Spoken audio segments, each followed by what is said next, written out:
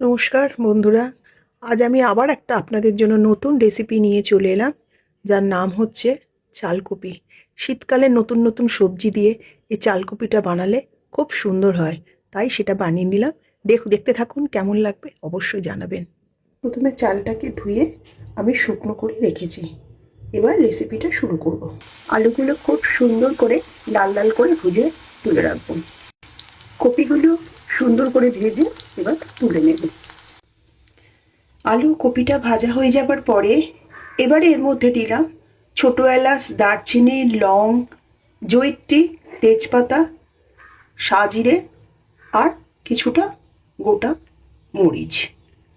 মশলাটা ভাজা ভাজা হয়ে যাওয়ার পরে আমি ধুয়ে রাখা চালটা কড়াইতে দিয়ে দিলাম। এটাকে খুব ভালোভাবে ভেজে নিতে হবে। প্রথমে চালটা একটু যেই ভাজা ভাজা হয়ে গেছে তার মধ্যে মিশিয়ে নেব কটা কাঁচা লঙ্কা আর একটু হলুদ, সামান্য পরিমাণে জিরে, ধনে গুঁড়ো দিয়ে আমি এটাকে কষতে থাকবো। এবার দিলাম কিছুটা পরিমাণে কাজু, কিশমিশ আর ছাড়িয়ে রাখা কিছু কড়াইশুঁটি দিয়ে এগুলো খুব ভালোভাবে নেড়ে নিতে হবে। দেখুন বন্ধুরা, সুন্দরভাবে ভাজা ভাজা হয়ে গেছে। আর এর মধ্যে একটা জিনিস আমি দেখাতে ভুলে গেছি, সেটা হলো এর মধ্যে কিছুটা পরিমাণে গোলমরিচের গুঁড়ো দিয়ে দিয়েছি। এবার এর মধ্যে পরিমাণ মতো নুন, মিষ্টি দিয়ে একটু উষ্ণ গরম জল আমি দিয়ে দিলাম। দিয়ে এটাকে আমি এখন সেদ্ধ করতে দেব।